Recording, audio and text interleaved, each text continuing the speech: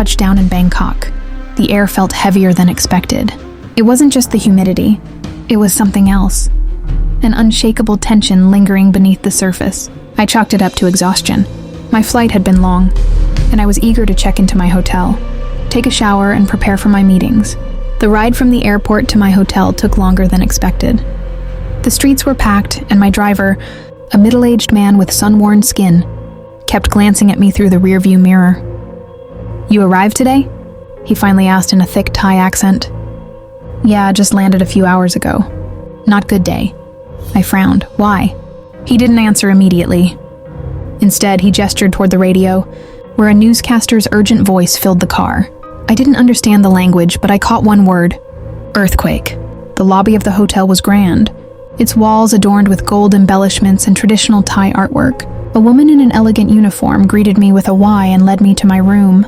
The suite was luxurious, with a floor-to-ceiling window overlooking the bustling city below.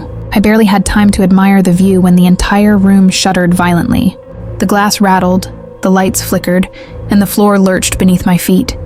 The sound of distant screams and car alarms filled the air. I stumbled toward the door, my heart pounding. The earthquake hit hard. The walls groaned, the chandeliers swung like pendulums, and I could hear things crashing in nearby rooms. I didn't think. I just ran. By the time I made it outside, the street was chaos. People were pouring out of buildings, some crying, some screaming. A nearby structure collapsed in a thunderous roar, sending a thick cloud of dust billowing into the air. The ground trembled beneath me, as if the earth itself was breathing. The earthquake lasted only a few minutes, but it felt like an eternity. When it finally stopped, the world was eerily quiet, except for the sirens in the distance. The days that followed were a blur of aftershocks, rescue efforts, and grief. More than 1,600 people had died, the news reported. Entire villages had been leveled. Hotels, temples, even hospitals had crumbled. I spent most of my time helping where I could, donating money and supplies. My business meetings were postponed indefinitely, and I considered leaving. But something held me back. That night, sleep came fitfully. The nightmares were vivid, visions of crumbling buildings, of hands reaching out from the rubble, of whispers that I couldn't quite understand. Then the knocking started. At first, I thought it was my imagination, a soft, rhythmic tap at my hotel room door. I ignored it, but it came again. Knock, knock, knock. I sat up in bed, my pulse quickening. Checking my phone, I saw it was just past 3 a.m. Knock, knock. Slowly, I got up and approached the door. When I looked through the peephole, my stomach dropped. No one was there. I exhaled sharply, rubbing my eyes. Maybe it was just another guest. Maybe my nerves were still frayed from the quake. Shaking my head, I turned back toward the bed. The lights flickered, and the temperature in the room seemed to drop. Then from the corner of my eye, I saw movement. A shadow just by the window. My breath caught in my throat. I wasn't alone. I forced myself to turn my head, my body tensed to run, but there was nothing there.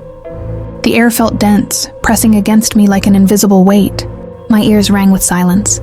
I grabbed my phone, trying to shake the unease, and scrolled mindlessly through news updates, hoping for distraction.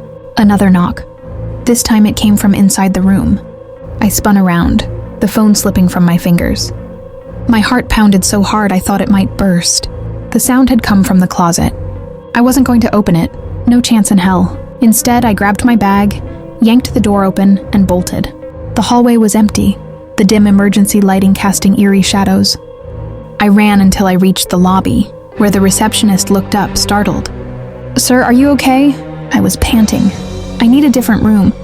She hesitated. "Is something wrong with your suite?" I nodded, but I didn't elaborate. I didn't want to sound insane. She bit her lip, then sighed. "You're in 1008, right?" I froze. Yes. A strange look crossed her face.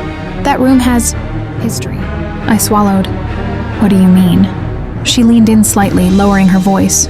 "The last guest in 1008, he was here during the earthquake." My stomach churned. "Was he okay?" She hesitated again. "No, he didn't make it."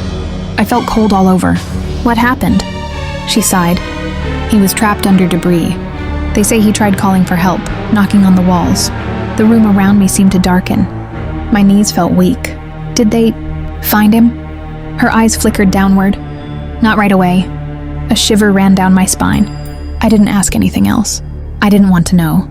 I switched rooms that night, but even in the new suite, the nightmares continued. And sometimes, just as I was about to fall asleep, I still heard it. Knock, knock.